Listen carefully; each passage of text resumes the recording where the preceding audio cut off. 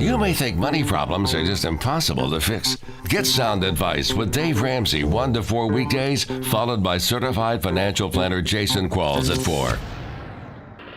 Rutherford Issues with Brian Barrett on FM 101.9 and AM 1450 Murfreesboro, FM 100.5 Smyrna. Listen and watch at wgnsradio.com. Rutherford Issues is powered by Middle Tennessee Electric, and through Sharing Change, MTE has contributed over $11 million to nonprofits here in our community assisting worthy causes. Learn more at sharingchange.org. Well, we're going to talk about the Rutherford County school system, and school board member Francis Rosales joins us here this morning. We've got a lot of great things to talk about. And, well, first of all, good morning. Good morning.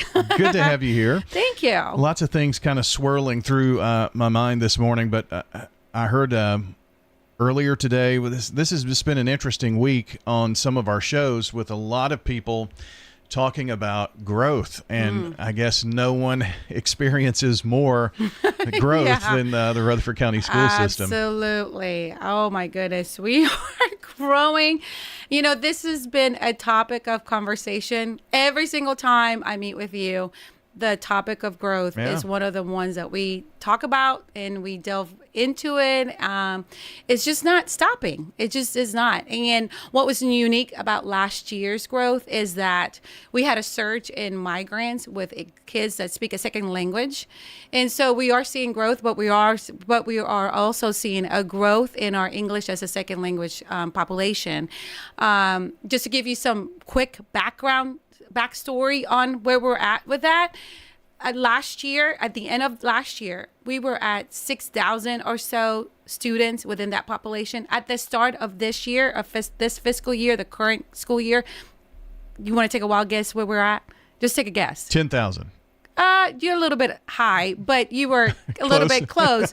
8,000. Over 8,000 kids. So that's an addition of 2,000 there. That is an addition over to, yes, absolutely. Just at the start of that. And the way that TISA works, as we talked about the formula and how schools get funded, is that it uses the previous year's enrollment numbers. And so even though we started out with an addition of 2,000 kids of ESL, it doesn't factor in those kids that started at the beginning of the school year, because our formula is looking at an enrollment of like 50,000 kids, and right now we are a little bit above 52,000, and that number does include the 2 charter schools that the Rutherford County schools approved, not the charter school that the state approved.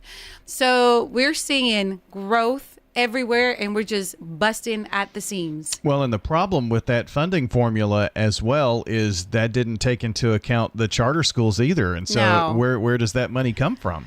Yeah, and that's a very sticky situation. And it's also a very emotional as well. Sure. Because everyone wants to do what's best for the kids, and we want to give parents the choice of choosing where to send their children. But at the same time, the funding formula when it comes to charter schools on year zero, what I call the year zero, that is the year that it starts.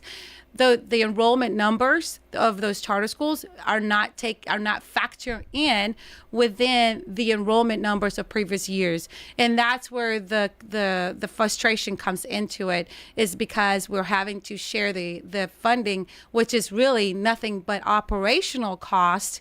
And be divided amongst the other schools.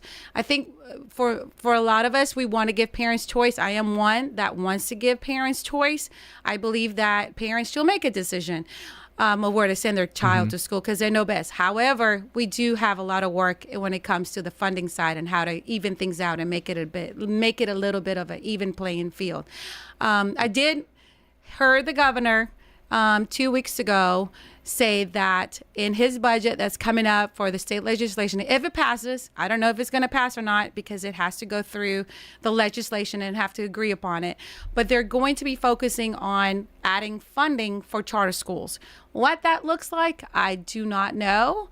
I'm not really sure what the details are, but they are, in my impression, they probably don't know at this point, right? You know, I mean, it's early. They may not, but that is something that's going to be brought before the legislatures. So that's all the information I have that I can provide. Something will have to be done on the state level, though, for that funding formula to change, right? Absolutely, yes, because when it comes to state-approved charter schools, is very different than when it is a charter school that the school board approves.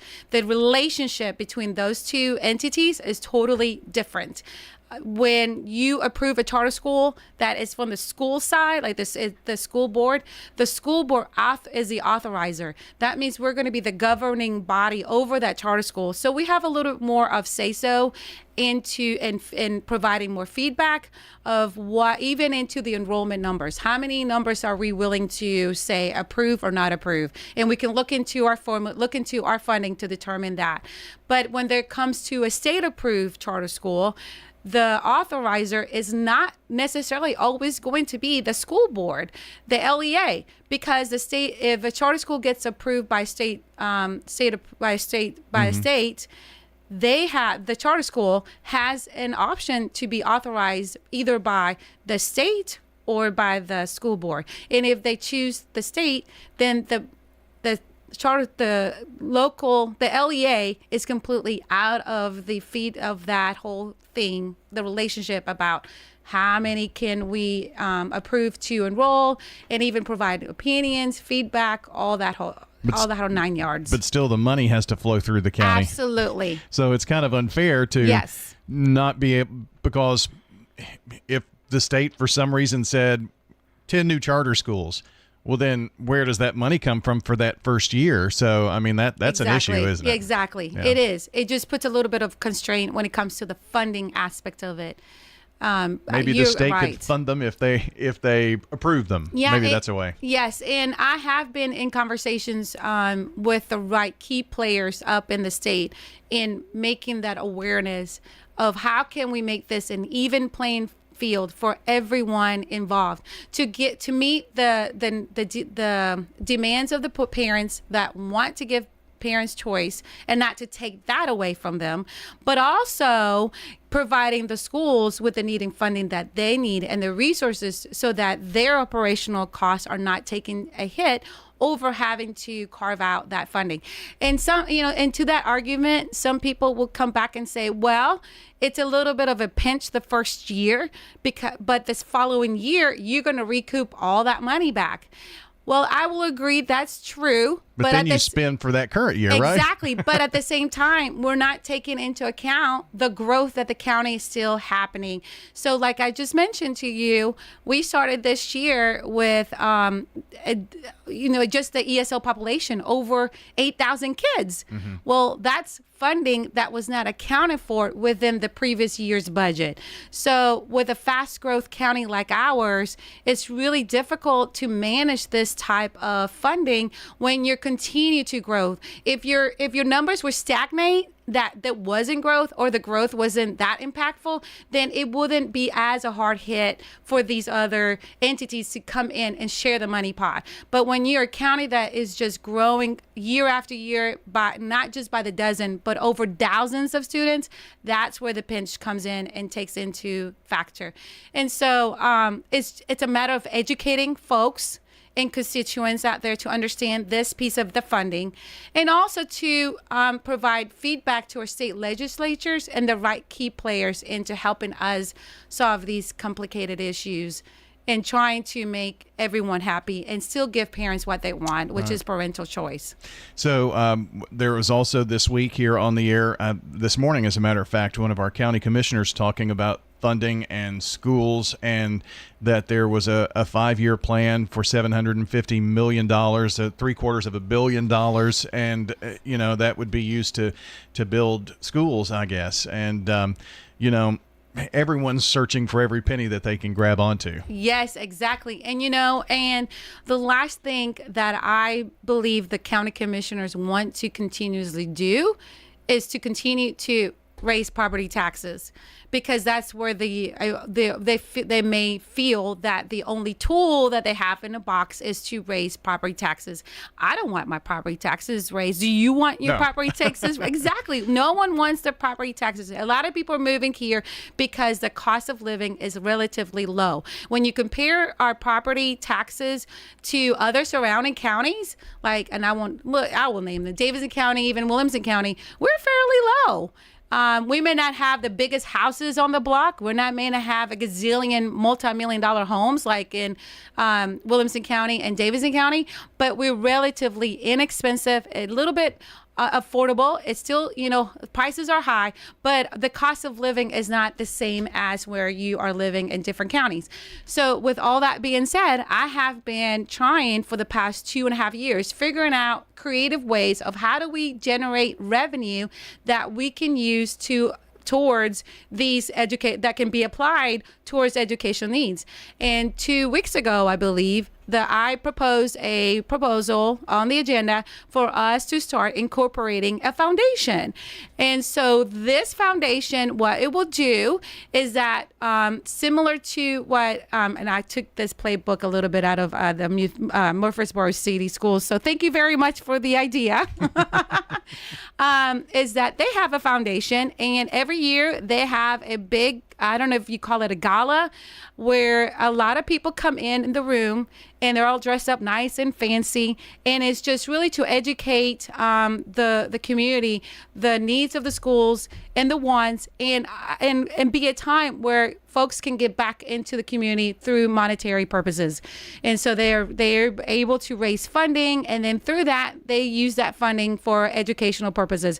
So we're going to be replicating this, something similar to that, and creating a foundation where it becomes a stream of revenue for us to add money to and apply and use that money to be applied towards these educational needs. It could be just as simple as money that can go towards buying a piece of land, or it can even go towards paying a portion of the construction cost of a new school.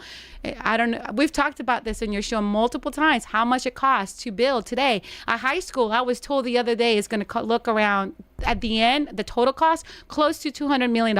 That's a lot of money that I cannot even imagine or fathom or wrap my head around. And our newest high school, Rockvale, was what, around 80 to 90 somewhere? Mm-hmm. So something that shows like you. that.